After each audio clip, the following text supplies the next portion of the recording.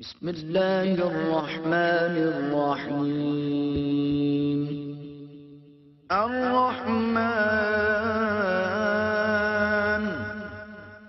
علم القرآن خلق الإنسان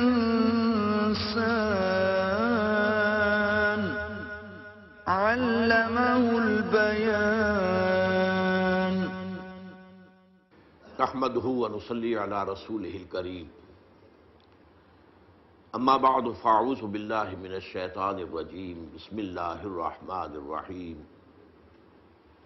الرحمن علم القرآن خلق الانسان علمه البیان. وقال تبارک وتعالی یا ایھا الناس قد جاءتکم موعظۃ من ربکم وشفاء لما فی الصدور وہدی ورحمۃ للمؤمنین.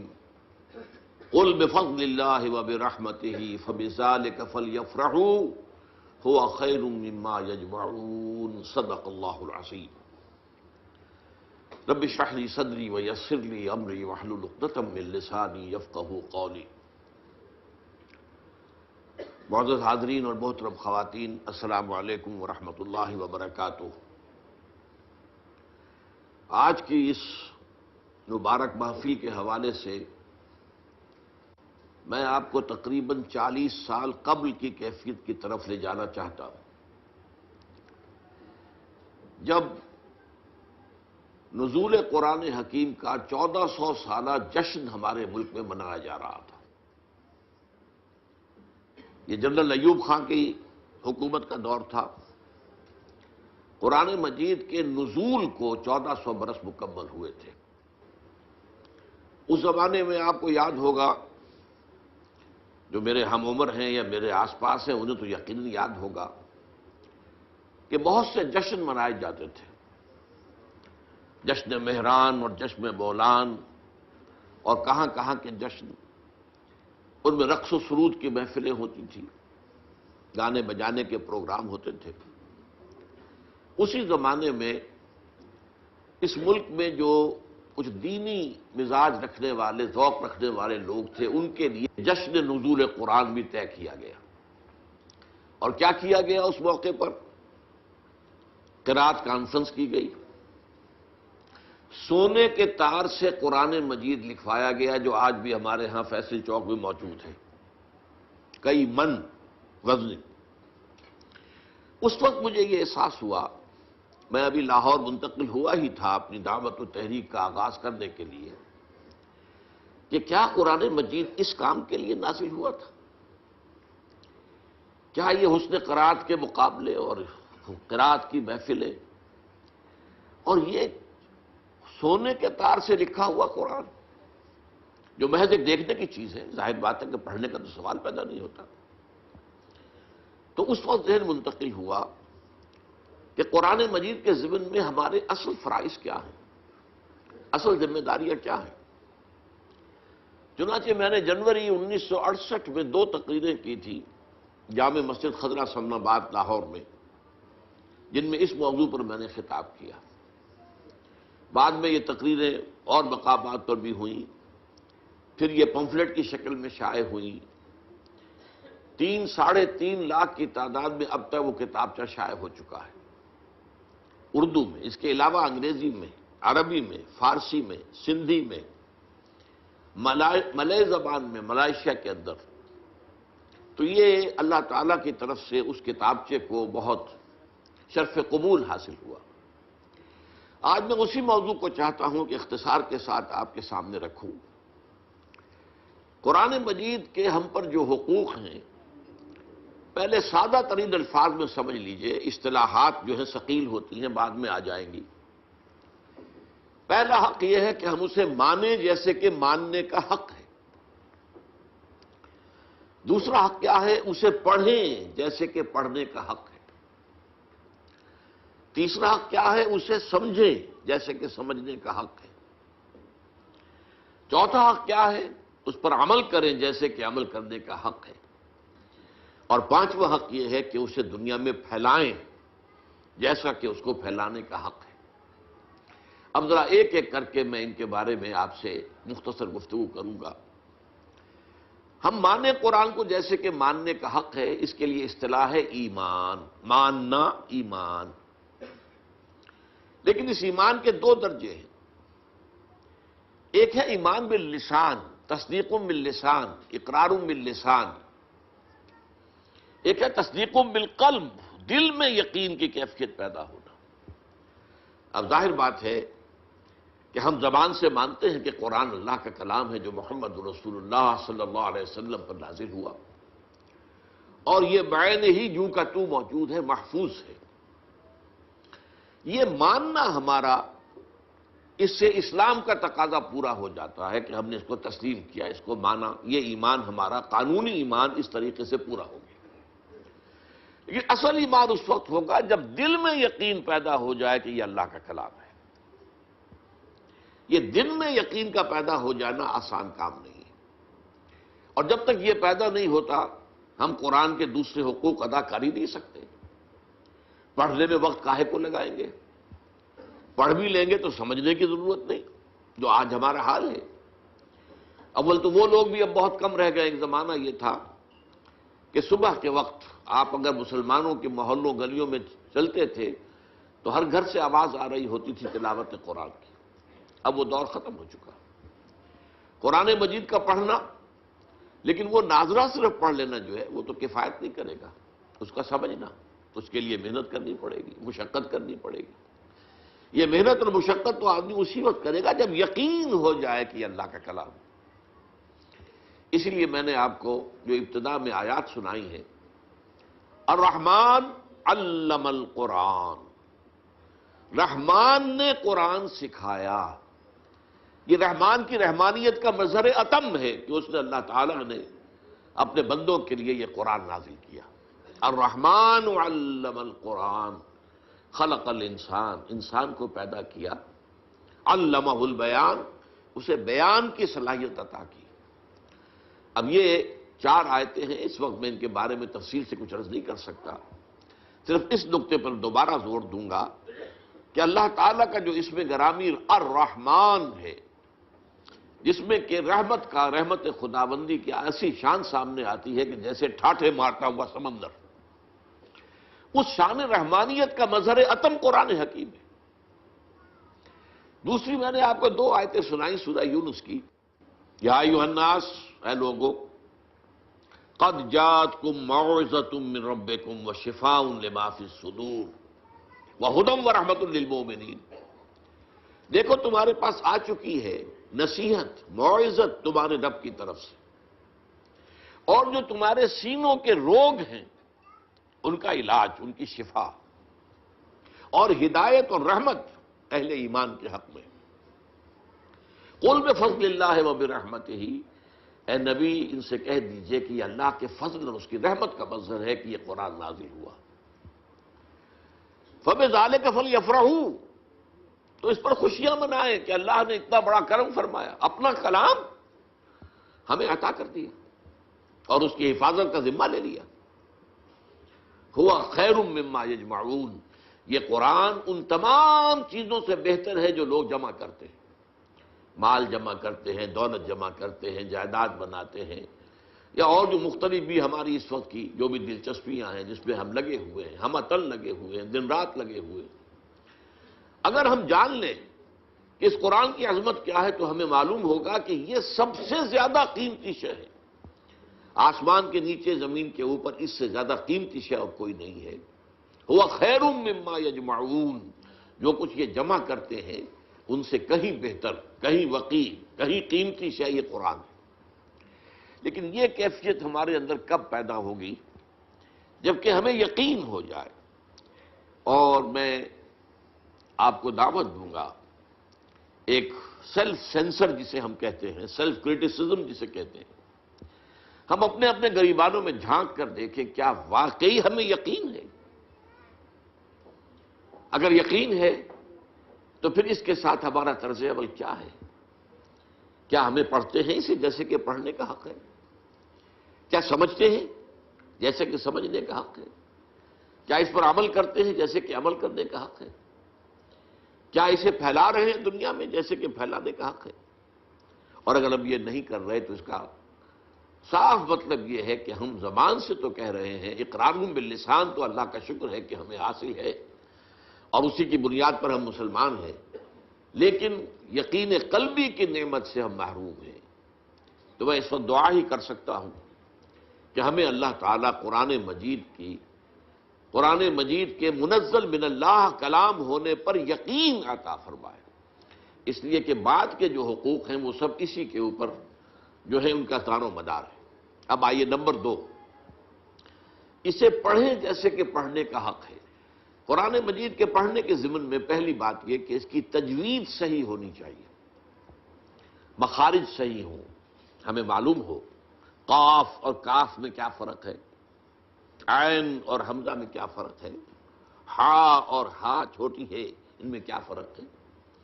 تو قرآن مجید کو تجوید کے ساتھ پڑھنا، تجوید کے ساتھ اس کی تلاوت کرنا یہ ضروری ہے۔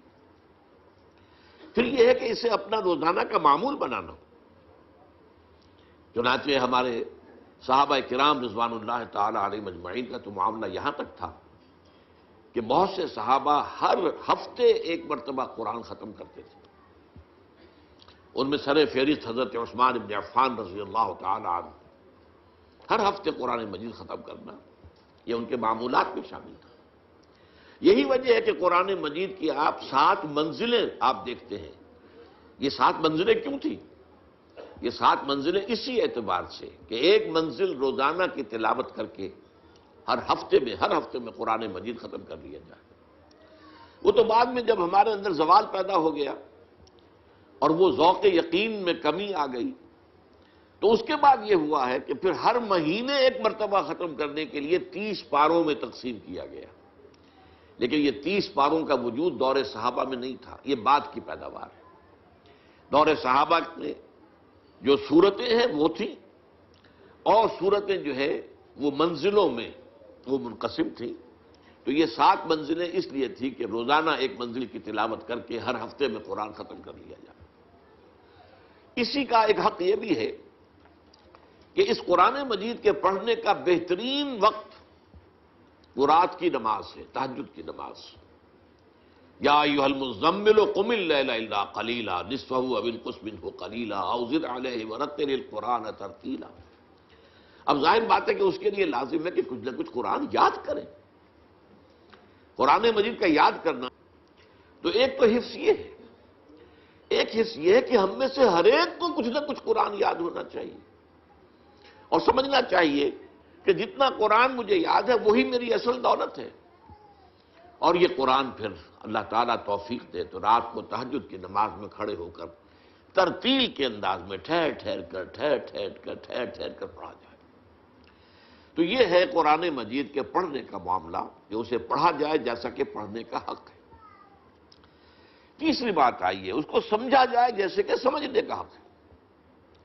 اس کے 2 رتبے مرحلے جو بھی آپ کہیں، پہلا ہے جس کو قرآن کہتا ہے تذکر بالقرآن، قرآن سے نصیحت اخذ کر لینا، قرآن جو ہدایت دیتا ہے وہ حاصل کر لینا۔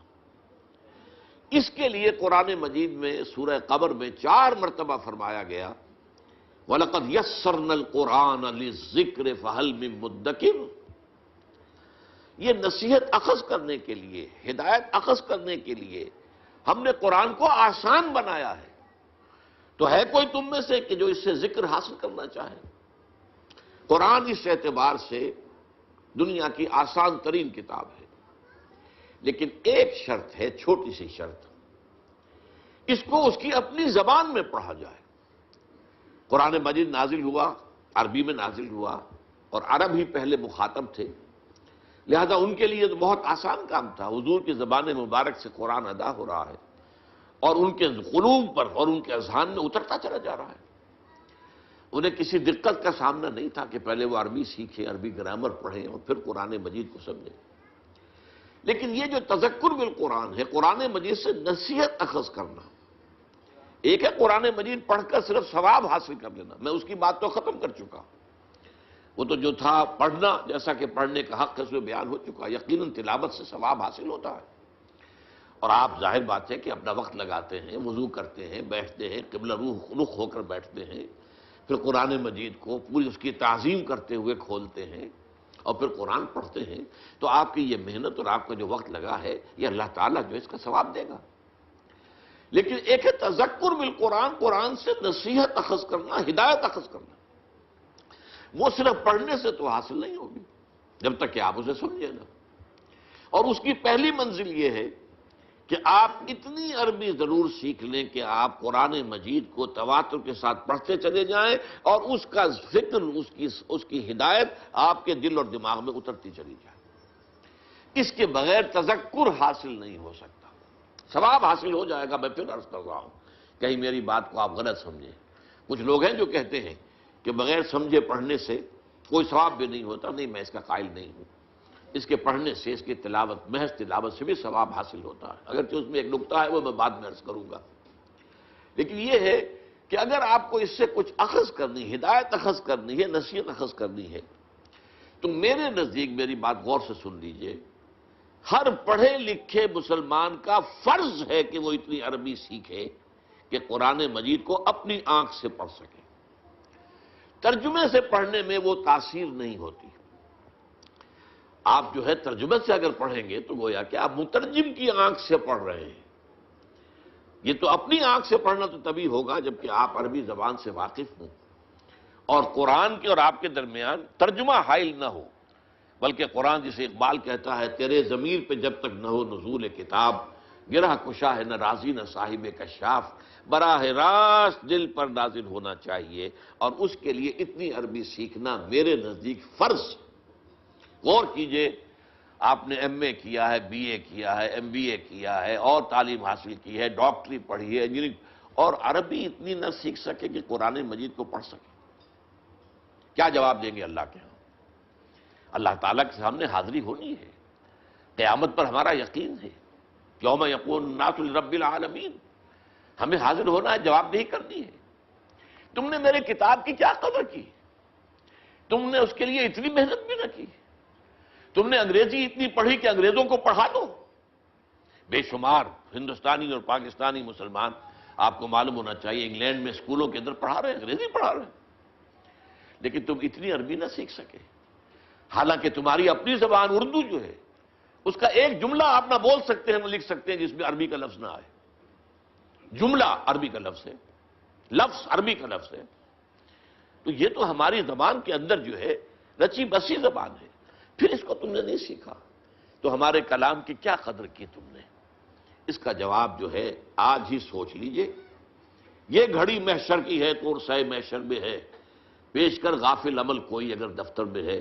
اپنے آپ کو امیجن کیجئے، تصور کیجئے کہ اللہ کے حضور میں کھڑے ہیں اور وہاں سوال ہو رہا ہے کہ تم نے میری کتاب، جسے میں نے اپنی رحمانیت کا مظہر قرار دیا، جس کے بارے میں کہا قل بفضل اللہ وبرحمتہ فبذلک فلیفرحوا، تم نے اس کی کیا قدر کی؟ تو یہ ہے تذکر بالقرآن، جو آسان ہے، لیکن اس کے لیے بھی عربی زبان کا اتنا فہم ضروری ہے کہ وہ براہ راست آپ اسے پڑھیں اور اس کا ذہن، اس کا فکر، اس کی سوچ، اس کی ہدایت آپ کے قلب اور ذہن میں اترتی چلی جائے۔ اس سے آگے کا معاملہ ہے تدبر قرآن، افلا یتدبرون القرآن ام علی قلوب اقفالها، کتاب انزلناہ الیک مبارک لیدبروا آیاتہ ولیتذکر اولو الالباب۔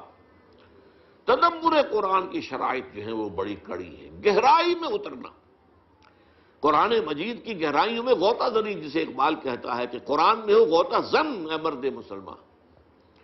اس کو میں ایک سادہ سی مثال سے سمجھایا کرتا ہوں۔ دیکھیے، سمندر میں اگر کوئی آئل ٹینکر جو ہے وہ ٹوٹ جائے، حادثہ ہو جائے، لیک کر جائے، تو تیل جو ہے اس سے نکل کر سمندر کی سطح پر رہتا ہے، وہ تیل نیچے نہیں جاتا۔ اب آپ کو معلوم ہے اوپر تو وہ تیل کی سطح ہے، اس کی ایک لیئر ہے، اور نیچے آپ کو معلوم ہے بہت میلوں جو ہے گہرا پانی ہے۔ بالکل یہ معاملہ ہے کہ قرآن سے تذکر اخذ کر لینا تو ایسے ہے جیسے سمندر کی سطح کے اوپر وہ تیل ہے، بہت آسان کام ہے۔ لیکن قرآن کے علم و حکمت کی گہرائیوں میں اترنا وہ تو ایسے ہی ہے کہ جیسے موتی حاصل کرنے کے لیے غوطہ زنی کرنی پڑتی ہے اور سمندر کی تہہ سے جا کر موتی حاصل کیے جاتے ہیں۔ یہ تدبر قرآن ہے جس کے اعتبار سے میں آپ کو ایک مثال دے رہا ہوں۔ حضرت عمر رضی اللہ تعالیٰ عنہ کے صاحبزادے حضرت عبداللہ ابن عمر رضی اللہ تعالیٰ عنہما وہ فرماتے ہیں میں نے صرف سورہ بقرہ 8 سال میں ختم کی۔ اب آپ غور کیجئے، عربی ان کی اپنی زبان اور شان نزول وہ تو ان کے سامنے نازل ہوا ہے، اس پورے ماحول کا وہ جز تھے۔ معلوم ہوا قرآن مجید کی گہرائیوں میں اترنا اور ان گہرائیوں تک رسائی حاصل کرنا آسان کام نہیں، it's a life long process. اور اس کا اصل کام کیا ہے آج کے دور میں؟ دیکھیے قرآن جس زمانے میں نازل ہوا ابھی تمدن بہت سادہ تھا، ابھی کوئی بہت پیچیدگیاں نہیں تھیں، ابھی انسان کا اجتماعی نظام وہ اتنا گمبھیر نہیں ہوا تھا جتنا آج ہو گیا ہے۔ آج معاشیات کی پیچیدگیاں ہیں، آج کا بینکنگ کا نظام ہے، آج آپ کو معلوم ہے کہ اور بہت سی چیزیں ایسی ہیں، انشورنس کا معاملہ چلا آ رہا، یہ ساری چیزیں جو ہیں یہ غور و فکر کی تقاضا کرتی ہیں۔ تو قرآن مجید نے جو اپنے دور جس وقت یہ نازل ہوا ہے اس وقت کے لیے جو ہدایت ضروری تھی وہ تو سطح پر رکھ دی ہے تاکہ آسانی سے انسان حاصل کر لے۔ اس لیے کہ عرب آپ کو معلوم ہے کوئی فلسفی لوگ تو تھے نہیں، ان میں تو پڑھے لکھے لوگ بھی نہ ہونے کے برابر تھے، ان کا تو لقب ہی امیین ہے، ان پڑھ لوگ۔ اس اعتبار سے قرآن مجید نے اپنی بات سادہ رکھی ہے، بہت آسان رکھی ہے۔ وَلَقَدْ يَسَّرْنَا الْقُرْآنَ لِلذِّكْرِ فَهَلْ مِن مُدَّكِرٍ۔ لیکن یہی قرآن ہے جس میں ہمیشہ کے لیے ہدایت ہے، تا قیامت انسانوں کے لیے ہدایت ہے۔ اب دور جو آنے والے ہیں بڑے بڑے فلسفی بھی آئیں گے، بڑے بڑے جو دانشور آئیں گے، بڑے بڑے پولیٹیکل سائنٹسٹ آئیں گے، بڑے بڑے اکانومسٹ آئیں گے، بڑے بڑے سوشولوجسٹ آئیں گے، ان کی ہدایت کا سامان کہاں ہے؟ ان کی ہدایت کا سامان بھی اسی قرآن میں ہے، لیکن ان کے لیے جو ہدایت درکار ہے اس کے لیے گہرائی میں جانا پڑے گا، تدبر قرآن کرنا ہوگا۔ اس کے لیے صرف سطحی طور پر اتنی عربی پڑھ لینا کافی نہیں ہوگا کہ جس سے تذکر حاصل ہو جائے، بلکہ اس کی گہرائی میں غور و فکر کرنے کے لیے نہ صرف یہ کہ عربی زبان بھی گہرائی میں جا کر وہ زبان جو اس دور کی زبان تھی جسے ہم دور جاہلی کہتے ہیں، اس دور کی زبان میں قرآن نازل ہوا ہے، اس کا علم حاصل ہو، اور پھر یہ کہ جدید دور کا بھی علم حاصل ہو کہ ہمیں معلوم ہو کہ آج کے مسائل کیا ہیں۔ پہلے اس کا ادراک ہوگا، شعور ہوگا، ان مسائل کو آج انسان کیسے حل کر رہا ہے، اس میں کہاں درستی ہے کہاں غلط ہے، اس کو قرآن کے حوالے سے پہچاننا اور چھانٹ دینا، اور پھر قرآن سے ہدایت اخذ کر کے زندگی کے ہر گوشے کے لیے ہدایت لے کر آنا اور رہنمائی جو ہے اسے پیش کرنا، یہ تدبر قرآن کا مقصد ہوگا۔ اس کے لیے تو ضروری ہوگا کہ لوگ جواں ہمت لوگ، با ہمت لوگ، نوجوان، دور صحابہ میں ہمیں یہ روایت ملتی ہے کہ سب صحابہ کہتے ہیں کہ ہم حضور صلی اللہ علیہ وسلم سے جب 10 آیتیں پڑھ لیتے تھے تو اس وقت تک آگے نہیں بڑھتے تھے جب تک کہ اس کے پورے علم اور عمل کو اپنے اندر سمو نہ لیں۔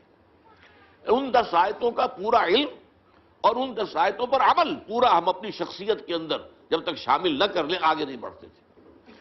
تو حفظ قرآن کا مطلب جو ہے دور نبوی میں یا دور صحابہ میں وہ صرف قرآن مجید کے متن کو یاد کر لینا نہیں تھا، قرآن مجید کے الفاظ حافظے میں محفوظ ہو جائیں، قرآن مجید کا فکر، اس کی سوچ، اس کی ہدایت وہ ذہن انسانی میں آ جائے، اور قرآن مجید کی تعلیمات انسان کی سیرت اور شخصیت اور کردار کے اندر جو ہے وہ سرایت کر جائیں، تب وہ گویا کہ حفظ قرآن کا تقاضا پورا ہوا۔ اور اسی حوالے سے حضرت عائشہ صدیقہ رضی اللہ تعالیٰ عنہ کا بھی بہت عمدہ قول ہے۔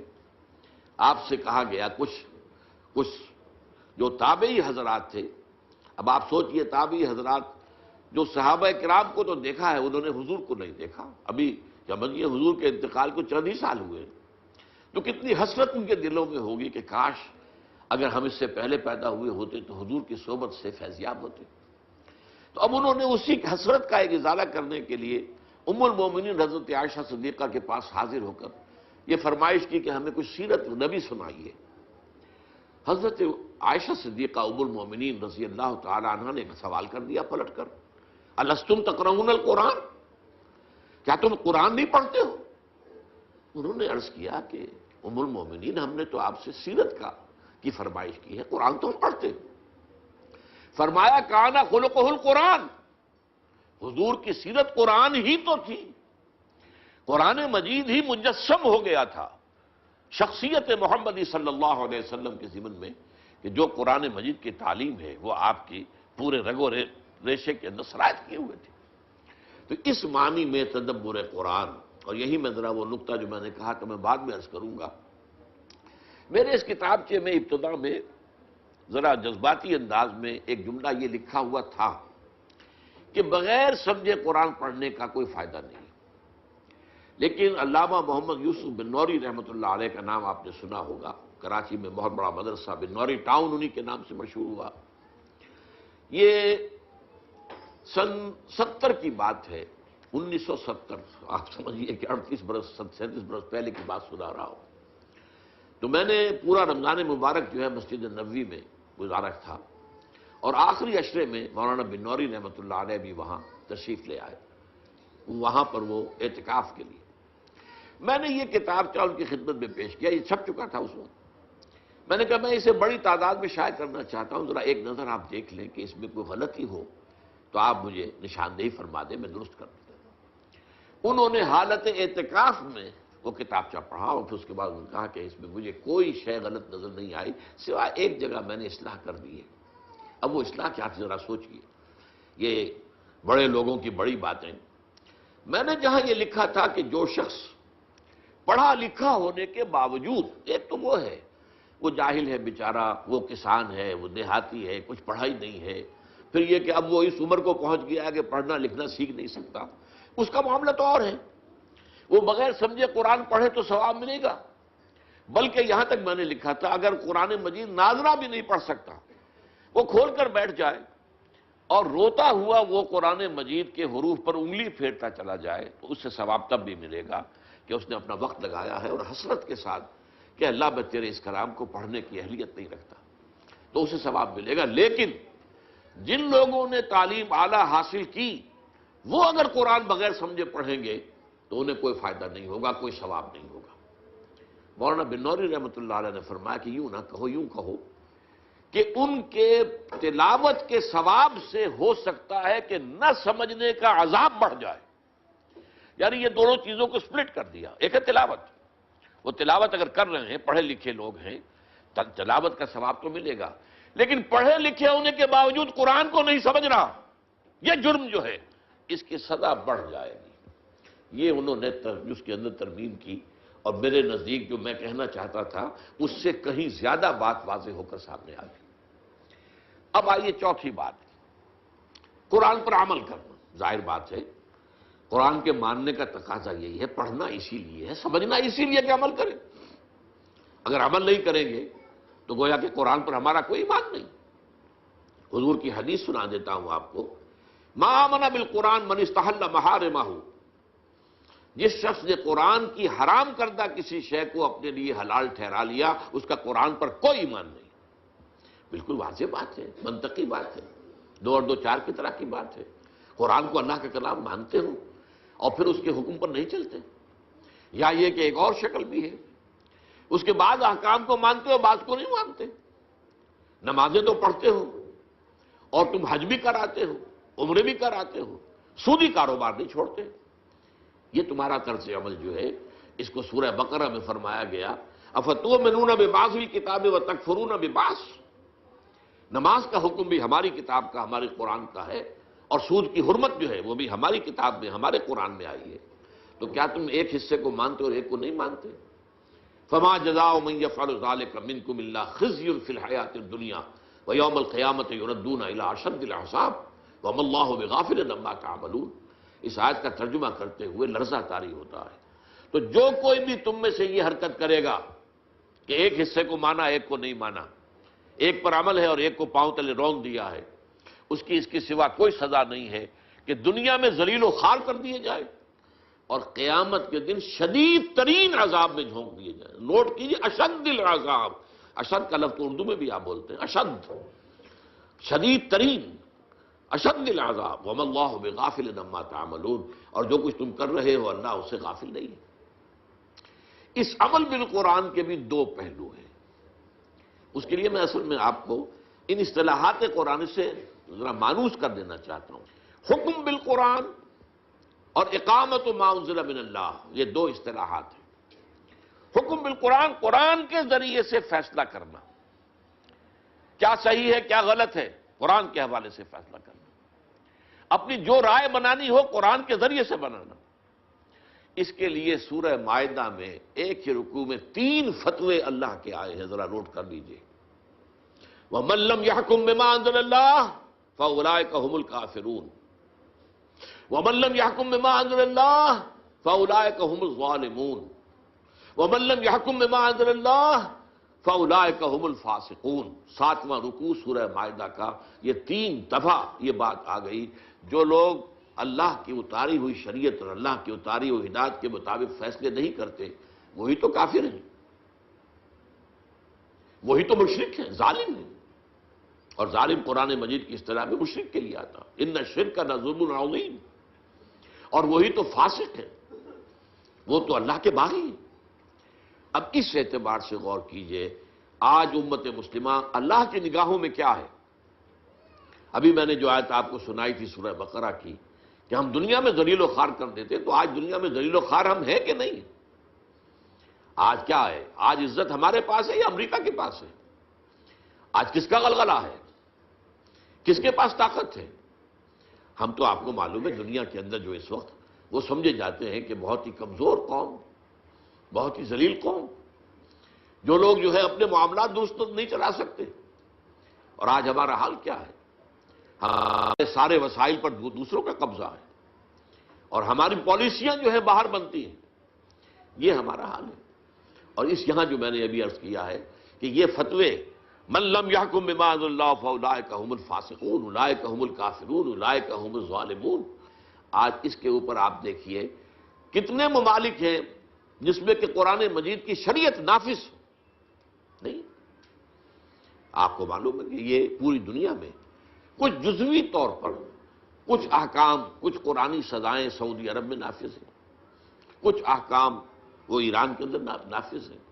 باقی تو یہ کہ پوری دنیا میں مسلمان جو ہیں 1.5 ارب سے زیادہ مسلمان وہ ان فتووں کی زد میں ہے کہ وَمَن لَّمْ يَحْكُم بِمَا أَنزَلَ اللَّهُ فَأُولَٰئِكَ هُمُ الْكَافِرُونَ وَمَن لَّمْ يَحْكُم بِمَا أَنزَلَ اللَّهُ فَأُولَٰئِكَ هُمُ الظَّالِمُونَ وَمَن لَّمْ يَحْكُم بِمَا أَنزَلَ اللَّهُ فَأُولَٰئِكَ هُمُ الْفَاسِقُونَ۔ یہ ہماری حالت ہے۔ دوسری اصطلاح جو ہے وہ ہے اقامت ما انزل من اللہ۔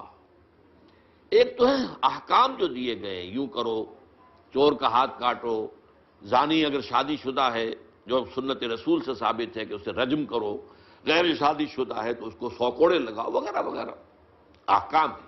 نماز پڑھو، روزہ رکھو، زکوٰۃ ادا کرو۔ ایک ہے پورا نظام، وہ جو میں نے کہا تھا کہ آج کی دنیا میں اجتماعی نظام کتنا پیچیدہ ہو چکا ہے، اور اس اجتماعی نظام کی گرفت کتنی ہو چکی ہے، افراد کی آزادی تو بڑی محدود ہو کر رہ گئی ہے۔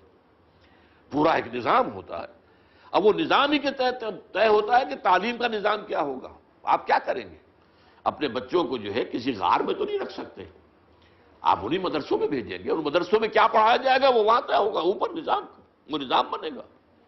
اس کے لیے امریکہ سے ہدایات آئیں گی۔ تو نظام کا معاملہ ہے، نظام اب دولت کا نظام جو ہے وہ صحیح نہیں ہے تو کیا نتیجہ نکلتا ہے کہ ایک طرف پاورٹی لائن سے نیچے لوگ ہیں اور ایک طرف جن کے پاس دولت کے انبار ہیں۔ یہ ساری تفریق جو ہے کیوں ہو رہی ہے کہ وہ نظام عدل جو اللہ نے دیا تھا، جو اس کے رسول نے قائم کیا تھا صلی اللہ علیہ وسلم، جو دور خلافت راشدہ میں قائم رہا تھا، وہ نظام ہم نے قائم نہیں کیا۔ اس نظام کو قائم کرنا یہ ہے اقامت ما انزل من اللہ، قائم کرنا اس کا جو کچھ کے نازل کیا گیا ہے اللہ کی طرف سے۔ یہ قیام ایسے ہی ہے جیسے ہم کہتے ہیں اقیم الصلاۃ، ایک ہے نماز پڑھنا، ایک ہے اقامت الصلاۃ، نماز کا نظام قائم کرنا۔ اسی طرح دین کا نظام قائم کرنا، ہمارا سیاسی نظام جو ہے وہ دین کے تابع ہو، ہمارا معاشی نظام دین کے تابع ہو، ہمارا سماجی نظام جس کے بخیے ادھیڑنے پر آج مغرب تلا ہوا ہے، اور این جی اوز کو جو billions and billions of dollars دیے جا رہے ہیں کہ شرم و حیا کا معاملہ جو ہے ابھی اس مسلمان قوم کے اندر عصمت و عفت کے کچھ نظریات ہیں، کچھ تصورات ہیں، کچھ شرم و حیا کی کچھ اقدار ہیں، کچھ خاندانی نظام کا کوئی نہ کوئی نقشہ قائم ہے. ختم کرو ان سب کو، تاکہ جیسے ہم ہو گئے ویسے یہ بھی بن جائے. جیسے ہمارا خاندانی نظام ختم ہو چکا ہے، جیسے ہمارے ہاں اب عصمت و عفت نامی کوئی شے نہیں ہے. زنا تو وہاں کوئی جرم ہے ہی نہیں، سرے سے جرم نہیں ہے. عورت کی آزادی، یہ گویا کہ ویمن لیو، عورت کو آزادی ہونی چاہیے کہ وہ اپنا جسم بیچے. آپ کون ہوتے ہیں راستے میں رکاوٹ ڈالنے والے؟ اور یہ معاملہ طے ہو چکا ہے. United nations assembly Beijing +5 conference جو ہوئی تھی نیو یارک میں، جو جنرل اسمبلی تھی یونائٹڈ نیشنز کی، اس کے تحت طے کیا گیا ہے. تو بہرحال یہ صورتحال میں آپ کو بتا رہا تھا. اس نظام کو قائم کرنا، اس کے لیے وہ جو سورہ فتح کی آخری آیات، هو الذی ارسل رسولہ بالہدی ودین الحق لیظہرہ علی الدین کلہ، وہی اللہ جس نے بھیجا ہے اپنے رسول کو صلی اللہ علیہ وسلم، الہدا قرآن، ودین حق، اور وہ نظام اجتماعی جو حق پر مبنی ہے، عدل پر مبنی ہے، تاکہ اسے غالب کریں پورے کے پورے نظام پر. چنانچہ سیرت النبی کا یہی تو حاصل ہے. 23 برس کی محنت و مشقت کا نتیجہ کیا تھا، اور کون سی تکلیف آپ نے نہیں جھیلی؟ آپ غور کیجئے. آپ کے ساتھ کیسی کیسی سختیاں پیش آئیں، آپ کے صحابہ نے کیسی کیسی سختیاں اٹھائیں. کس لیے؟ تاکہ اللہ کے دین کے نظام کو قائم کریں. ان اقیموا الدین ولا تتفرقوا فیہ. اور بالآخر وہ وقت آیا، سینکڑوں صحابہ کو جام شہادت نوش کرنا پڑا ہے. حضور جو ہے زخمی ہوئے ہیں.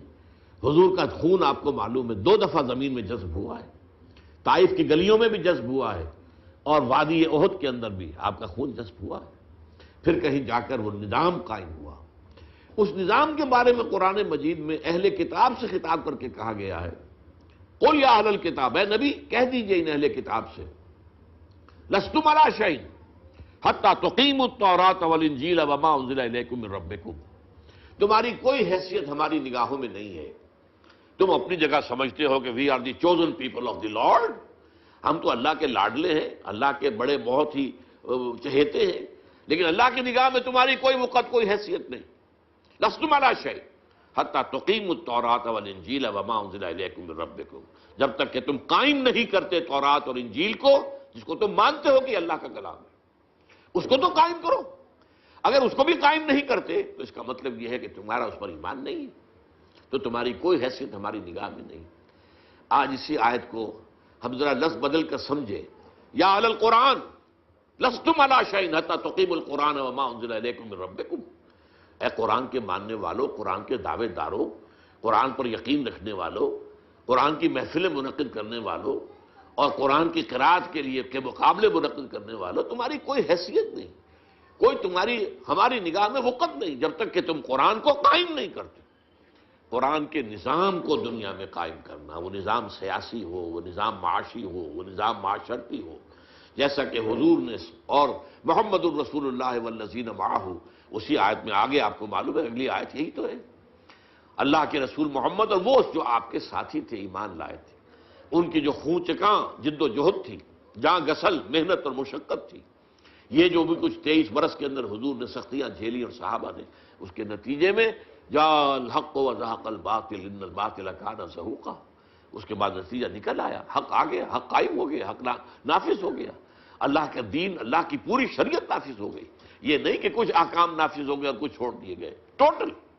لستم علی شیء حتی تقیموا التوراۃ والانجیل وما انزل الیکم من ربکم. تو یہ ہے قرآن پر عمل کے 2 درجے.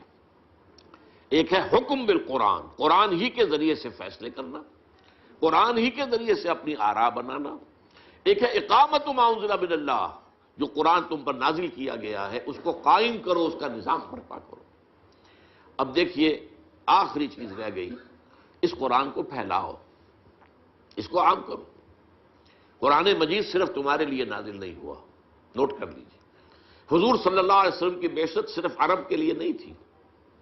اگر صرف عرب کے لیے ہوتی تو آپ کا کام مکمل ہو گیا تھا، کہ نہیں، عرب کے لیے تو نہیں. وما ارسلناک الا کافۃ للناس بشیرا ونذیرا، یہ تو فرما دیا گیا، اے محمد صلی اللہ علیہ وسلم، ہم نے آپ کو نہیں بھیجا ہے مگر تمام نوع انسانی کے لیے بشیر اور نذیر بنا کر. تو اب ظاہر بات ہے کہ یہ قرآن جو اترا ہے، اگرچہ حضور نے صحابہ کرام کو پڑھایا، لیکن یہ کہ اس سے آگے کی پوری نوع انسانی کو کون پڑھائے گا؟ کیا چینی حضور کے امت دعوت میں شامل نہیں تھے؟ تو چین تک تو پیغام حضور کے ذریعے نہیں پہنچے گا۔ کیا یورپ میں رہنے والے جو ہیں وہ امت دعوت، دیکھیے ایک ہے امت اجابت، جنہوں نے حضور کو قبول کیا وہ امت اجابت کہلاتے ہیں، اور جن کی طرف حضور کو بھیجا گیا وہ امت دعوت کہلاتے ہیں۔ پوری نوع انسانی امت دعوت ہے، پوری نوع انسانی تک حضور کو بھیجا گیا ہے، لہذا اس کا اب ذمہ دار ٹھہرایا گیا امت مسلمہ کو، مسلمانوں کو۔ اب تمہارا کام یہ ہے، میں نے تمہیں پہنچایا، تم آگے پہنچاؤ۔ یہی وجہ ہے کہ خطبہ حجۃ الوداع میں، وہ جو کہ انتہائی اہم خطبہ ہے اور بارکۃ الآراء خطبہ ہے اور نہایت جامع خطبہ ہے، اس کے آخر میں ایک طرف تو حضور نے صحابہ کرام سے گواہی لے لی، الا هل بلغت، لوگوں میں نے پہنچا دیا یا نہیں؟ اور پورے مجمع نے بیک زبان کہا، انا نشہد انک قد بلغت الرسالۃ وادیت الامانۃ ونصحت الامۃ وکشفت الغمۃ۔ ہاں اے نبی صلی اللہ علیہ وسلم، ہم گواہ ہیں، آپ نے رسالت کا حق ادا کر دیا، آپ نے امانت کا حق ادا کر دیا۔ یہ امانت تھی آپ کے پاس، ہمارے لیے اللہ نے بھیجا تھا آپ کے ذریعے سے، تو آپ کے پاس تو یہ امانت تھی، آپ نے امانت کا حق ادا کر دیا، ہمیں پہنچا دیا، اور آپ نے گمراہی کے اندھیارے جو ہیں ان کے پردے چاک کر دیے، اور آپ نے امت کی نصیحت اور حق اور ان کی خیر خواہی کا حق ادا کر دیا۔ 3 دفعہ حضور نے فرمایا الا هل بلغت، اور جواب ملا انا نشہد انک قد بلغت الرسالۃ وادیت الامانۃ ونصحت الامۃ وکشفت الغمۃ، 3 دفعہ۔ اور اس کے بعد انگشت شہادت اٹھائی آسمان کی طرف اور پھر لوگوں کی طرف، اللہم اشہد، اللہم اشہد، اللہم اشہد، اے اللہ تو بھی گواہ رہے کہ یہ جو بوجھ آیا تھا میرے کاندھے پر، جس کے لیے سورہ مدثر، سورہ مزمل میں فرمایا گیا تھا انا سنلقی علیک قولا ثقیلا، یہ قول ثقیل، یہ بڑی ذمہ داری، بھاری ذمہ داری، اس قرآن کا پہنچا دینا، میں نے پہنچا دیا ہے، اور یہ مان رہے ہیں کہ میں نے پہنچا دیا ہے۔ اس لیے کہ قیامت کے دن اس کا سوال جو ہے ہوگا، انبیاء اور رسول سے ہوگا، ہم نے جو بات تم تک بھیجی تھی تم نے پہنچا دی تھی کہ نہیں؟ لہذا یہاں حضور نے گواہی لے لی، اور اس کے بعد فرمایا فَلْيُبَلِّغِ الشَّاهِدُ الْغَائِبَ، اب جو یہاں موجود ہیں ان کا کام ہے کہ ان کو پہنچائیں جو یہاں موجود نہیں۔ اب پوری دنیا تک اس قرآن کا پہنچانا تمہارے ذمہ ہے، اور آپ کو معلوم ہے کہ اس کے بعد جو دور خلافت راشدہ ہے اس میں کہاں کہاں تک قرآن پہنچا، کہاں کہاں تک دین پہنچا، کتنے بڑے رقبے کے اوپر اللہ کا دین قائم ہوا، نظام قائم ہوا خلافت راشدہ کے اندر۔ وہ تو یہ کہ ایک یہودی سازش عبداللہ ابن سبا کی، جس نے آپ کو معلوم ہے کہ وہ انٹرنل سیبوٹاج کیا اور آپس میں لڑا دیا مسلمانوں کو، اور حضرت عثمان رضی اللہ تعالیٰ عنہ کی شہادت کے بعد حضرت علی رضی اللہ تعالیٰ عنہ کے دور خلافت میں خانہ جنگی جاری رہی، اور 1 لاکھ کے قریب مسلمان ایک دوسرے کی تلواروں اور نیزوں سے ختم ہو گئے۔ تب وہ سیلاب رک گیا، سیلاب کا بہاؤ ختم ہو گیا، جسے ڈرائیور لوگ کہا کرتے ہیں کہ گاڑی کا موشن ٹوٹ گیا۔ چڑھائی پر اگر گاڑی چڑھ رہی ہو، ٹرک ہے، لوڈڈ ہے، اگر اس کو وہاں رکنا پڑ گیا تو اب بڑی قیامت ہوتی ہے یہ کہ اسے دوبارہ سٹارٹ کرنا جو ہے، جب تک کہ آپ بریک سے پاؤں نہیں ہٹائیں گی تو آگے کیسے بڑھے گی، اور بریک سے پاؤں ہٹاتے ہی وہ نیچے کو پیچھے کی طرف اترنا شروع ہو جائے گی۔ تو یہ جو کہتے ہیں کہ یہ اصل میں موشن ٹوٹ گیا، تو عالم اسلام کا جو بھی سلسلہ چل رہا تھا اور اسلام کی دعوت و تبلیغ، اور صرف دعوت و تبلیغ نہیں، جیسا کہ حضور نے عرب میں صرف دعوت و تبلیغ نہیں کی، دین کو قائم کیا، اسی طرح اس سیلاب میں صرف دعوت و تبلیغ نہیں تھی بلکہ دین کو قائم کرنا بھی تھا، نظام اللہ کا قائم ہوا۔ اب اس کے لیے محنت کرنا، جد و جہد کرنا، اس کے لیے آدمی پہلے قرآن سیکھے، سمجھے، اسی لیے اس کے لیے فرمایا، حضرت عثمان رضی اللہ تعالی عنہ سے روایت ہے، اور یہ بخاری شریف کی روایت ہے، جو آپ کو معلوم ہے کہ جو احادیث کے مجموعے ہیں ان میں سے ٹاپ کا مجموعہ جو ہے صحیح بخاری ہے۔ حضرت عثمان رضی اللہ تعالی عنہ فرماتے ہیں کہ حضور نے ارشاد فرمایا، خیرکم من تعلم القرآن وعلمہ، لوگوں جان لو تم میں سے بہترین لوگ وہ ہیں جو قرآن سیکھیں اور سکھائیں، قرآن پڑھیں اور پڑھائیں۔ یہاں تک فرمایا گیا ہے کہ بلغوا انی ولو آیتن، پہنچاؤ میری جانب سے اور مائی بہاف، کیونکہ میں پوری نوع انسانی کے لیے بھیجا گیا ہوں، اور ظاہر بات ہے کہ میرے پیغام کو اطراف و اکناف عالم تک پہنچانا، اس کے لیے تمہیں محنت کرنی پڑے گی۔ میں نے بے شک محنت کی، میں نے تکلیفیں اٹھائیں، میں نے فاقے جھیلے، میں نے پتھراؤ اپنے جسم اطہر پر برداشت کیا، کیا نہیں کیا؟ کون سی تکلیف ہے جو حضور کو نہیں آئی صلی اللہ علیہ وسلم؟ ہم حضور کے امتی بنے پھرتے ہیں، لیکن ہم نے اس دین کے لیے، اس قرآن کے لیے، اس دین حق کے لیے کتنی محنت کی، کتنی مشقت جھیلی، کتنی قربانی دی، کیا بھاگ دوڑ کی؟ اس اعتبار سے قابل غور مسئلہ ہے ہم سب کے لیے، اس لیے کہ دنیا کو ہمارے خلاف جو ہے مقدمہ لے کر آ جائے گی اللہ کی عدالت میں۔ اے اللہ تیری کتاب ان کے پاس تھی، یہ خزانے کا سانپ بن کر بیٹھے رہے، نہ انہوں نے خود عمل کیا نہ ہمارے تک پہنچایا، تو اصل مجرم تو پھر یہ ہے۔ یہ مدعی تھے کہ یہ اللہ کا کلام ہے جو ہمارے پاس ہے، اور بڑے شوق سے محفلیں بھی منعقد کرتے تھے، اور سارا کچھ معاملہ ان کا جو ہے ہوتا تھا، حفظ بھی کرتے تھے، یاد بھی کرتے تھے، پڑھتے بھی تھے، تراویح میں سنتے بھی تھے نماز کے اندر کھڑے ہو کر، لیکن یہ ہے کہ انہوں نے قرآن ہم تک تو نہیں پہنچایا۔ تیرے نبی کی امانت جو ان کے پاس تھی انہوں نے خیانت کی، ہم تک نہیں پہنچائی، تو ظاہر بات ہے کہ اس کی جواب دہی جو ہے امت مسلمہ کو کرنی ہوگی۔ میں نے یہ چند باتیں آپ سے عرض کی ہیں، آپ ان پر غور کیجئے، اور اللہ تعالیٰ آپ حضرات کو بھی، جو بھی اس ابھی عمر کی سٹیج میں ہیں کہ عربی زبان سیکھ سکتے ہیں، اور بہت مشکل نہیں ہے، ذرا سی محنت درکار، تھوڑی سی عربی کا جو ہے گرامر کا شعور ہو جائے تو پھر آپ کو معلوم ہوگا کہ یہ تو ہماری زبان ہی کی طرح ہے بالکل، اور خاص طور پر قرآن کی عربی جو نہایت سادہ ہے، بہت عمدہ ہے، وَلَقَدْ يَسَّرْنَا الْقُرْآنَ لِلذِّكْرِ فَهَلْ مِن مُدَّكِرٍ، سلیس زبان میں ہے، عربی سلیس، اور عربی مبین اسے قرآن مجید خود کہتا ہے۔ اسے موٹو بنا لیں، خیرکم، اب نوٹ کیجئے، یہ حضور کا فرمان ہے، اگر ہمیں کچھ بھی ایمان اور یقین ہے حضور کی نبوت اور رسالت پر تو اس کی اہمیت کو سمجھنا چاہیے۔ ہمارے نزدیک زیادہ بہتر کون ہے؟ جو زیادہ اونچے چلے گئے کاروبار میں، زیادہ اونچے چلے گئے ملٹی نیشنلز کی ملازمت کے اندر۔ ہمارے ہاں کامیاب کون ہیں جنہوں نے کسی سائنس کے میدان میں جو ہے وہ جو ہے اونچا مقام حاصل کر لیا، وغیرہ وغیرہ۔ حضور کچھ اور فرما رہے ہیں صلی اللہ علیہ وسلم، خیرکم، اور یہ سپرلیٹو ڈگری ہے خیرکم یہاں پر۔ آپ کو معلوم ہے انگریزی میں کمپیریٹو ڈگری ہوتی ہے، سپرلیٹو ڈگری ہوتی ہے، گڈ، بیٹر، بیسٹ، بیٹر کے بعد بیسٹ آتا ہے۔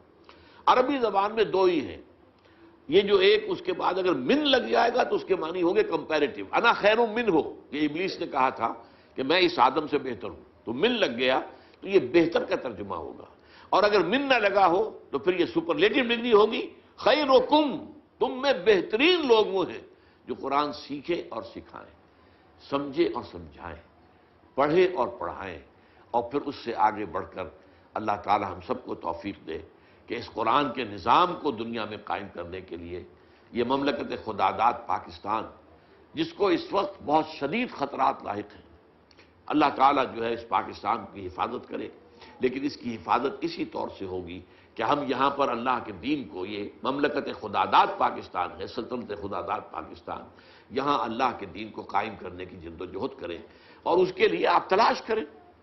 یہ کام بغیر جماعت کے تو ممکن نہیں ہے، یہ تو انفرادی طور پر تو نہیں ہو سکتا۔